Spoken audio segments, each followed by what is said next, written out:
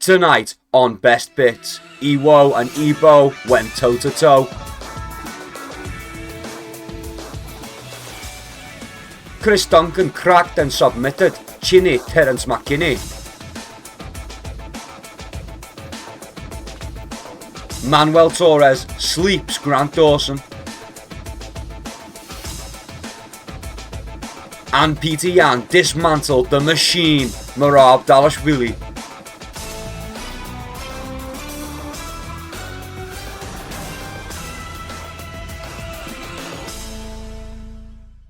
Welcome back to Best Bits. Today we're taking a look over UFC 323.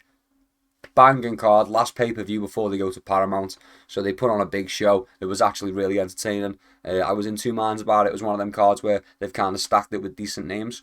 But like they could not perform. They performed. It was a really good show and maybe around the main cards, it gets a bit like, oh, okay, you know. But up until then, I'm sure we didn't even have a single decision. All right, we had one decision. Oh, yeah, Macy Barber. All right, so literally, early prelim, only one decision, only one set of scorecards. And then main event, we had the draw, a decision, and then another decision to finish it off. But, you know, they weren't boring decisions. I suppose, yeah, but I'll be honest with you, I went for the shit instead of watching Macy Barber fight fucking Korean Silver, so I'm probably going to skip past that one when we get to it. I came back to see maybe the mid-second to third round. Who cares? We knew Macy Barber was going to win anyway. But yeah, first fight of the night was Myron Santos versus Muhammad Naimov. I foolishly picked Muhammad Naimov. I thought he would have a better chance implementing the grappling, and to be honest, he just didn't. I thought he'd be able to get in there, clinch up, get to a hip, get to a leg, and kind of impose as well a little bit more. And it seemed like he was going to be able to do that in round one, but I think it just took far too much energy to be able to do that to Myron Santos in round one, which is where that game plan kind of played out the best, if you will. And then from that point on, it just seemed like he had nothing left to give and just kind of got beaten up by Myron Santos all the way into the third round where he gets TKO finished. Excellent work from Myron Santos. Foolish me for not picking him. I just thought Naimov could make it boring. I thought he could. And he did. He did in round one. He hugged him up. He held him against the fence. He hugged him up. It just wasn't enough. It was just too taxing to do it to Myron Santos. So yeah, big win for Myron Santos. Nice flashy win for Myron Santos. On to the next one. Mansour Abdulmalik. He submits Anthony Tricoli. Tricoli, that's how you pronounce it. We had this one. We picked Mansour Abdulmalik to win this one. I thought TKO. Tricoli's got no chin. I thought, yeah, man, it's going to be a TKO, and he got bonked on the chin. But just seemed a bit too hard for Mansour Abdulmalik to finish. Maybe Mansour just didn't want to take any chances. Locks up a submission when he could have very easily gotten a TKO ground and pound. We went with TKO, that's why I'm being bitter about it. And this is also why I don't like Mansour Abdulmalik, because, why? The one time I picked you this time, and you submitted somebody instead of TKOing them, you snake. Anyway, banging fight to be fair. Not a very long fight, but that's the case with quite a lot of these. Lots of first round finishes, lots of fast fights on last night's card.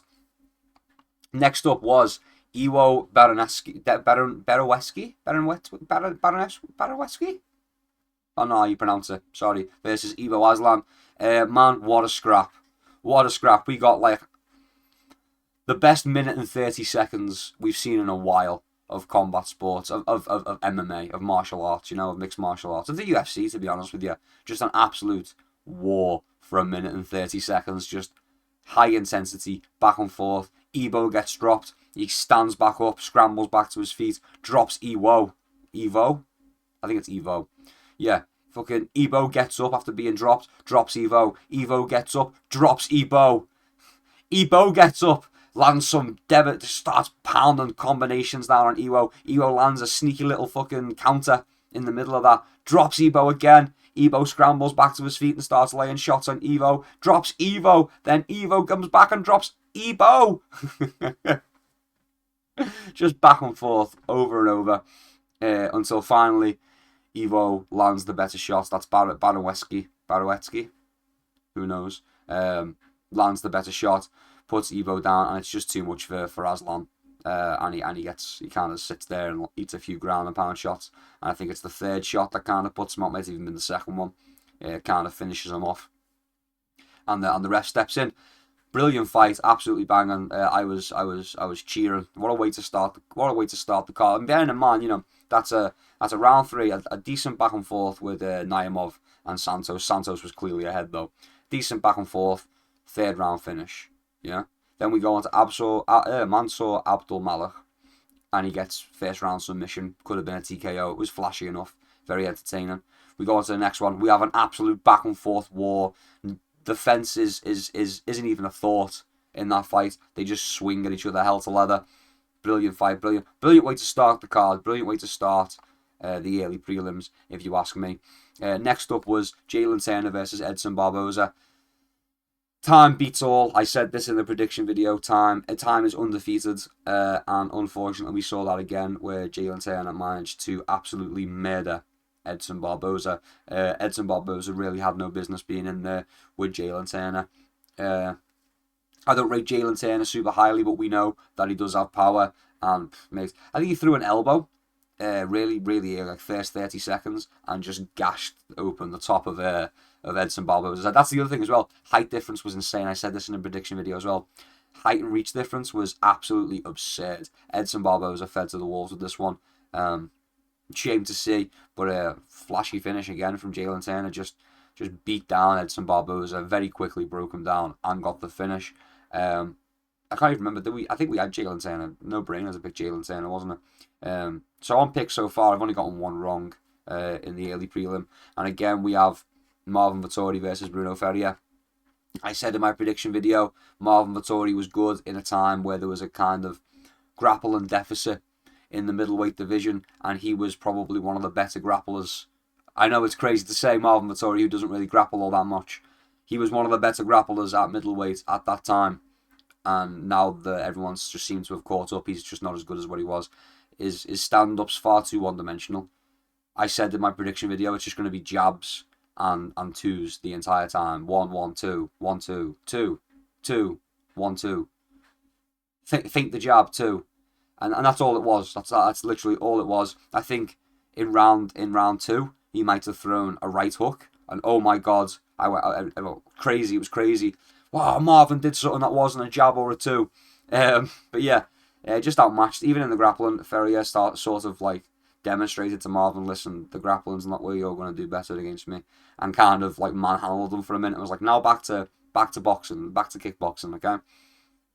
But yeah, absolutely just beat Marvin down. It wasn't a close fight. I felt like Ferrier was in the lead for the majority of it, and Marvin was just failing to play catch-up, was just playing catch-up the entire time, and just couldn't get himself back into the fight. So kind of a disappointing display from Marvin. Maybe they'll keep him around. That's like 4 in a row. I don't know, man. I don't know. Definitely needs to get back to the drawing board. Does Marvin Vettori? He needs to figure out. He needs to start putting more things together than just a 1-2. He's mixing in some leg kicks, but they're just too few and far between. I feel like when he threw that right hook, it landed as well, and it was probably the most damaging shot that Marvin had landed in the entire fight. Was doing the 1-2, the 1-2-1 right hook. I'm fairly sure it was. But yeah, I just what was it, 1-2-4, 1-2, 1-2-1-4? I don't know, but yeah, it was a shame to see, and I feel like if Marvin could just mix up his striking a little bit more, he could actually get a bit further. But he just doesn't. He just doesn't. And I feel like as well, if Marvin doesn't land the jab, nothing else will land. Like he needs to land the jab to find any, and that's how Marvin finds you. Is he lands a jab and then he's like, oh, there you are. Now I'm gonna go again. It just didn't work out for him. Needs to get back to the drawing board. If he's not been cut from the UFC after this, to be honest with you, because it really wasn't a very good performance from a former title challenger. Crazy stuff to see.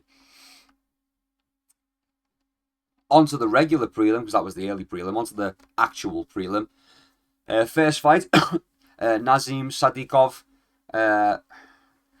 versus Firozian. We went with Sadikov, okay? We got another one wrong. I'm sorry, everybody. Again, I just thought Sadikov would be able to make it his fight with the grappling. I thought he'd be able to slow down Ziam, slow him down, take a bit of wind out of his sails, and then make it a more winnable fight, especially with the grappling. Ziam, the improvements from Ziam every time. I'm going to have to start picking a Frenchman, because honestly, the improvement we've seen out of Ziam, fight to fight, is immense. Like, immense improvements. Like, in the fight previous to this, glaring holes in the stand-up. I don't see them anymore. Like, there's different ones. There's other flaws in his style. But the glaring ones from last time, patched up. And I guarantee you, when he gets back to the gym, once he's had his little break and he goes back into the gym, the first thing they're going to do is watch back that fight and be like, there's the little holes, man. This. I mean, what can I say? What can I say other than it was an absolutely brilliant performance from Farasiam. Didn't look like he was in trouble at any point.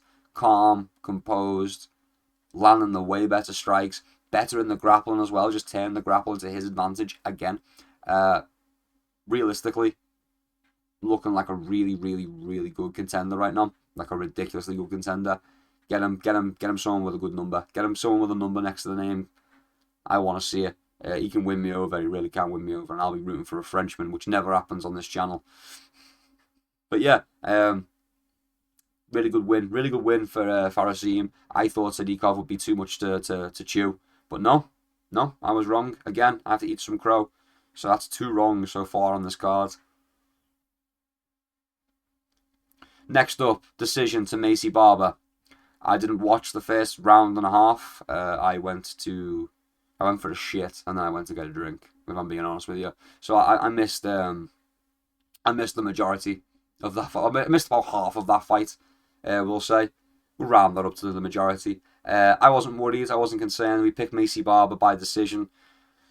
Women's flyweight, the likelihood of a finish was pretty slim, especially after these 2 girls. Not that these 2 girls can't finish, just the kind of matchup that we're presented with. Macy Barber's good enough in the grappling, in the wrestling, to fend off Karina Silva, and then Karina Silva's good enough in the stand-up to survive with Macy Barber and get it to a grappling exchange. So yeah, it was just kind of expected, to be honest with you. It's just a very expected. When I came, the bits that I did watch, Macy Barber was clearly ahead, was clearly pulling ahead, and Karina Silva was just kind of trying to jump on anything that would work. Like, there was a bit where they were scrambled, and Karina Silva was just transitioning through different setups that were never going to work. There was a moment with the leg locks, to be fair, and that was in the last round, where Karina Silva went for a knee bar, I think, and then lost it, and then tried to transition for a heel hook, and then tried to go for the other knee. And there was a little bit of like, ooh, maybe. But no. Honestly, no. Yeah, it's just how it goes, isn't it? Joe Rogan even gave us a get out of there. You know, if I was Macy Barber's corner, I'd be telling her to get out of there. I don't want to be in that guard, because apparently Karina Silva was setting up some triangle, some unique triangle where you can get it with both arms in, according to Joe Rogan. I don't know. Honestly, like I said, to be expected. What more can I say? To be expected. Macy Barber, just more well-rounded. That was it. That was the whole prediction. Macy Barber's going to win by decision because she's just a little bit more well-rounded than Karina Silva, and that is how a lot of these women fights play out. Just, oh yeah, you're slightly more well-rounded, you'll probably win. On to the next one. We've got Chinny Terence McKinney versus Chris Duncan. Chris Duncan, Paul. Do you know I'm Chris Duncan, Paul. Chris Duncan got robbed of a TKO victory. We had Chris Duncan by TKO on this channel. We picked TKO for Chris Duncan, and in the first round, Terence McKinney comes out hard and fast. He's going aggressive. He's teeing off on Chris Duncan, and Chris Duncan just puts the guard up and weathers the storm and just keeps popping out and landing slick little counters, and then trying to clinch up and just eating shots, covering up and trying to clinch. Terence McKinney's going all out for about 1 minute and 20 seconds, and then Chris Duncan manages to latch up a clinch, spin Terence McKinney towards the fence, and presses back against it. And in that moment, I knew it was over for Terence McKinney. Chris Duncan unleashes a devastating elbow inside of the clinch, drops Kinney to his knees, follows him down, and just starts beating his head in. I'm talking, I haven't counted exactly, but I'm thinking over 20 unanswered shots, while the ref just stands there and is like, come on, you gotta move, come on, you gotta move. And it's like, this is, we've now approached 15 unanswered shots, ref, are we going to stop this fight? We're now approaching 20 unanswered shots, ref, are we going to stop this fight? And then finally Chris Duncan just jumps on the neck. And you know what? Submission wasn't even in. I'm going to say it now. Submission wasn't even in properly. Terence McKinney had been beaten down. Terence McKinney had already been TKO'd. He had nothing left to give. His head was no longer in the fight. And he just kind of gave up. Like, it wasn't because he got submitted. The choke wasn't in properly. It wasn't in long enough. Like, he finished the choke. But it wasn't like oh, he's got me and I'm going out in seconds. It was flawless technique. Chris Duncan just grabbed onto his neck and then rolled him over and had him in a darce. You know, it was just really, really quickly, really, really loose, flimsy darce. And Terence McKinney was just like, yeah, I'm done. I am done. And then the ref was forced to stop it. But yeah, I firmly believe Chris Duncan was robbed of a TKO. And that means that I was also robbed of a TKO. Yeah, I know. Terrible, terrible. Strange refereeing, actually. Couple of strange refereeing moments, if we're being honest. But yeah, well, whatever. The UFC's rigged, isn't it? UFC's rigged. Fuck it. Final fight on the prelim. Grant Dawson versus Manuel Torres.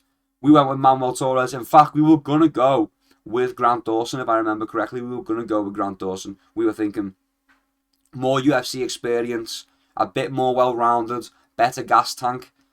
If he survives, he can get out of the first round with Torres. He can play it super safe. Nah, man, no. Round 1, 2 minutes 25 seconds. 2 minutes 30 seconds. Just looking at my notes over yonder.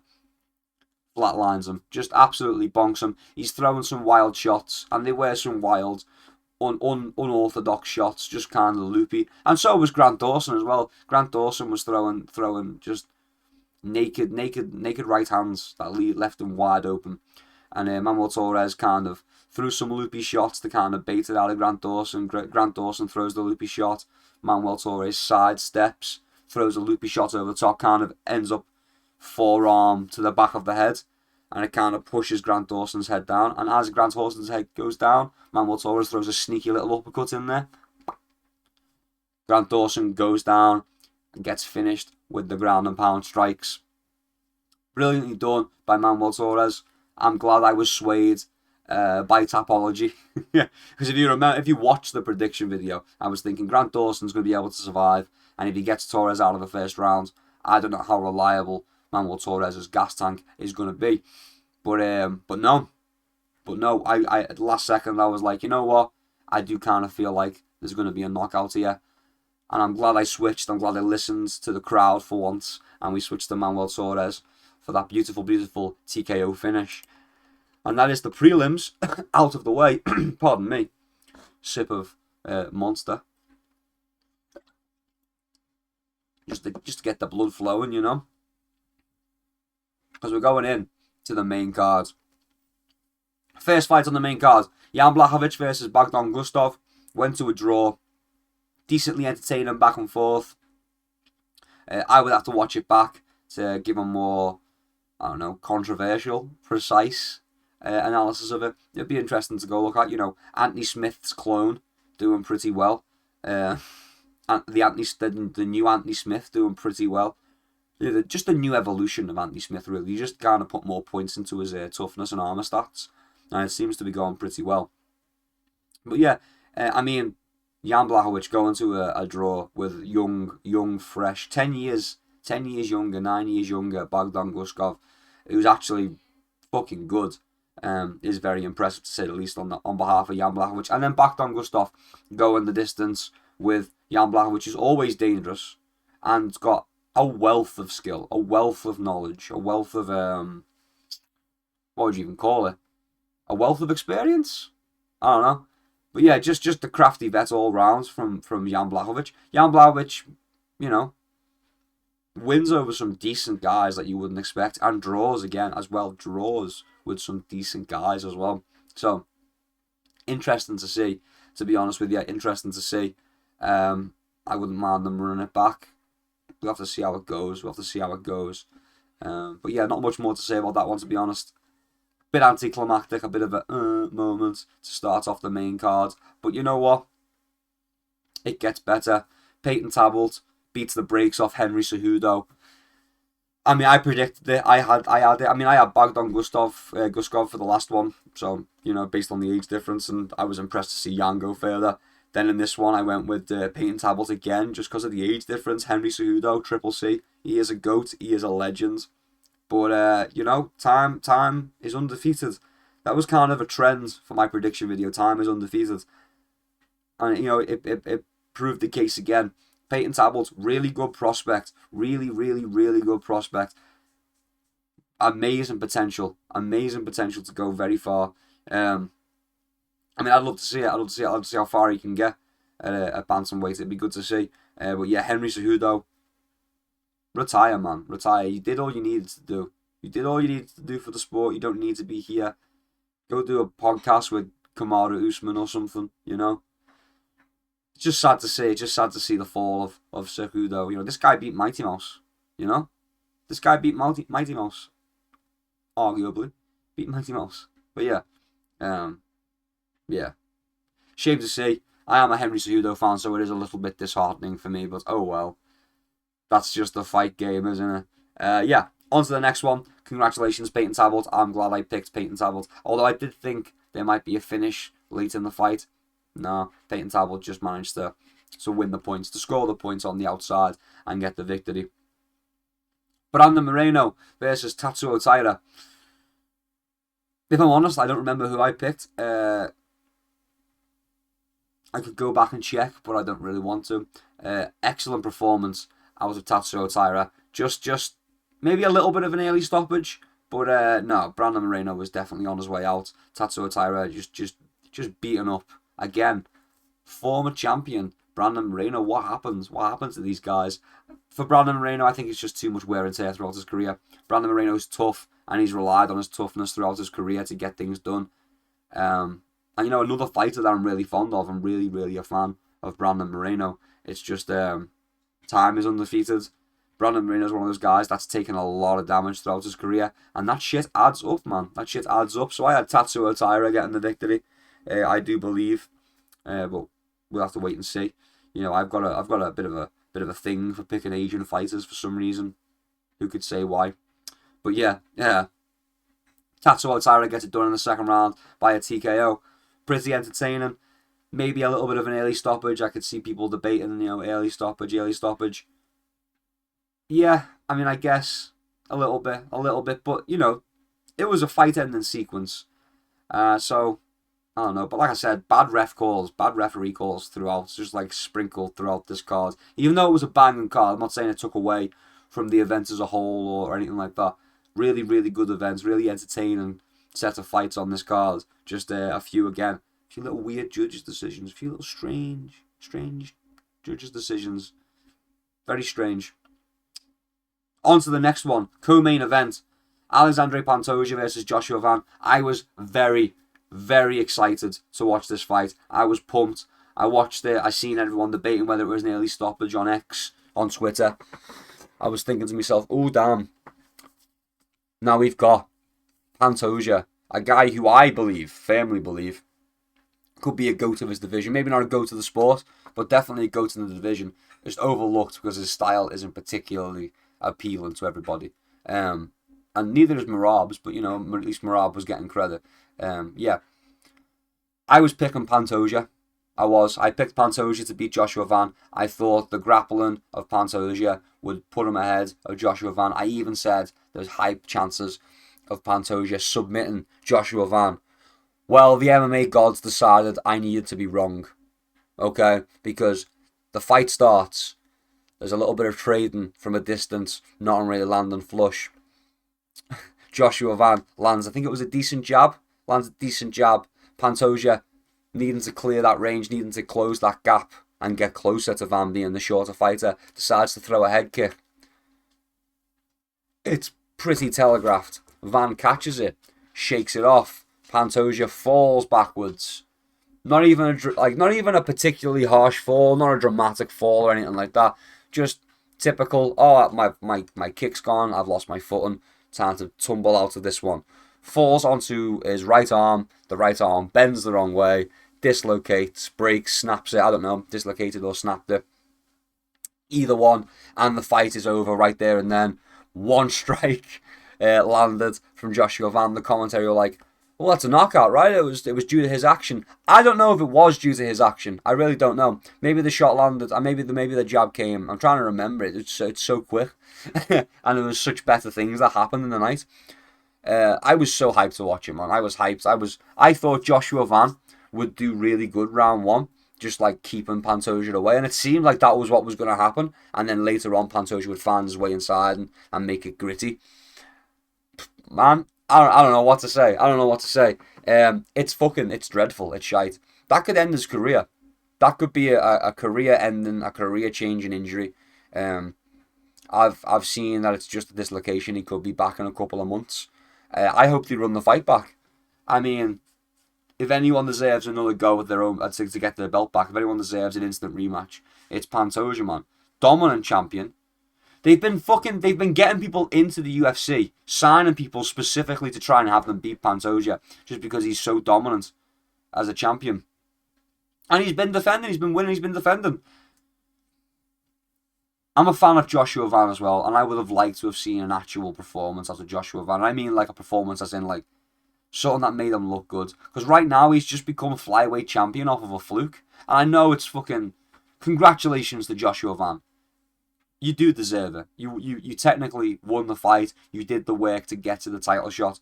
You do deserve the belt. But I mean, what a way to win it.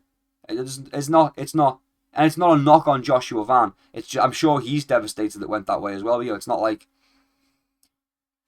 from now until the rematch, no one's going to view Joshua Van as a legitimate champion, and I'm sure they're going to throw a party back home, you know, and they're going to celebrate. He's going to walk around with the belt like he is a champion. But what a way to win it. What a way to win it. Not really how you want to win it. You know, Joshua Van wanted people to be talking about, yeah, he was piecing up Pantoja on the fence and then he finished him, put him down, knocked him out cold. That's what Joshua Van wanted out of it. And sure, he got the TKO that he wanted, but I'm sure it wasn't in the way that he wanted. And to be honest with you, I think we need to run it back. I think we need to see a rematch. I hope Pantoja is okay. I hope it's not too severe. It looked like it was a dislocation. Looked like the elbow popped out sideways, and hopefully that's an easy fix. Hopefully there's no tearing, no snapping of any vital cartilage or tendons. You know, and we can get him back as soon as possible, because that is a fight that I would like to see. And I think Joshua Van actually has a chance of knocking out a Pantoja like legitly as well. Especially early in the fight. But yeah, just a shame to see. Real shame to see. Yeah. And finally, main event. Merab Dvalishvili versus Petr Yan 2. The first time Yan went in there with one arm, he's hurt his right arm, and if you watch the footage back, he didn't throw the right hand very much at all, if at all, in the first fight. Then he kind of went on a skid, and now he's been clawing his way back. There was a time where people were saying Petr Yan could be a GOAT, could be one of the GOATs of the bantamweight division, and then he went on this little skid, and then Merab came along and he took over, and everyone's talking about how Merab, by the way, absolutely phenomenal talent, and ridiculously fucking tough. Ridiculously tough. I'm just going to say it now. I had all 5 rounds for Petr Yan. I know there was some weirdness with the judges' scorecards. There's no way in the entire world you can give round 2 to Merab. It's not possible. There's an argument for round 1. There's an argument for round 3. Maybe. Very, very slim argument for round 3. And no, is it round 3? It was round 3 or round 4 where Merab did outland Petr Yan, but obviously the strikes were nowhere near as damaging. So, you know, you can make that argument based on volume, but realistically, I don't think Merab won a single round on my scorecards. I really don't. Sure, maybe a little bit more volume than Yan, but these were arm punches, man. Merab really shouldn't have tried to go. I said in my prediction video, Merab wins this fight easy unless for some reason he goes out there and tries to kickbox with Petr Yan. And he went out there and tried to kickbox with Petr Yan. Brilliant performance from Yan. Was hitting Merab over and over and over again with the body shots, body kicks. And he was digging in these little nasty hooks to the body as well that were definitely adding up. We see Merab get tired. Round 4, round 5, Merab was tired. Like, all the way through round 5, Merab was tired. The end of round 4, Merab looked fucking human. He was tired. He was gasping. He was desperately circling out of there, trying to keep distance between him and Yan. And Yan just kept hunting him down, man. Kept walking him down. Really, really entertaining fight. Honestly, absolutely banging fight. And Yan's champion. Petr Yan has come back and won the belt. Absolutely phenomenal. Merab deserves a rematch, though. That's got to be said as well. Merab deserves a chance to adjust. He said in the post-fight that, what was it? That he wanted to make it an entertaining fight, and that's why he went out there and kickboxed with Yan. Fair enough. Is it a cope? Is it an excuse? Probably. Probably a cope, probably an excuse. But in Merab's defense, he did go out there and try and kickbox with Yan, which was fucking stupid of him. And don't get me wrong, round 1, like I said, it's an arguable round to give it to Merab. He landed like 2 or 3 really good shots that actually hurt Yan. But Yan wobbled him in round 1. Like, Yan properly wobbled him, like, made fucking Merab's legs all quaky and shit and uncoordinated. I mean, I'd give round 1. I'd still give round 1 to Petr Yan based on that. Like, who landed the more immediate damage? It was Petr Yan. Sure, Merab landed more strikes, but the more immediate damage, which is the scoring criteria, would be Yan, because he wobbled Merab. The more immediate damage, you know? Busted up his face as well. Throughout the fight, was just making these cuts just bigger and bigger and bigger. Cut him open, and then was aiming for the cuts, man. That's what we love about Petr Yan. Petr Yan does this in all of his fights. If he hurts you, if he cuts you open, he's now just made himself a new target, and he's going to keep trying to rip that cut open, make it bigger, make it bleed more, make it really uncomfortable for you. We love that out of Yan. We love to see that. But yeah, I think Merab deserves a rematch. We should get it together. He's going to need some time off. He's definitely concussed. He ate a lot of damage. He ate a lot of shots. His face got torn up, man. Face got torn up. At one point, it looked like his nose was like... part of his nose was hanging off. But I don't think it was. I think it was just a bit of skin tag where he'd been cut. Bit of scar tissue hanging down. But at one point, I was like, damn, like... That's the inside of Merab's, like, nasal cavity. I thought that's how bad it was, but it wasn't quite that bad. But it was pretty bad. But yeah, I think that does conclude Best Bits. The end of an era, man. The end of an era. Won't get another numbered card now until they're on Paramount. So, yeah. Let's see what 2026 has in store for us, eh? If you've been around this year, thank you very much for watching. Thank you very much. Decent year. Until next time, keep your chin down and keep swinging. Peace and love. I'll see you around.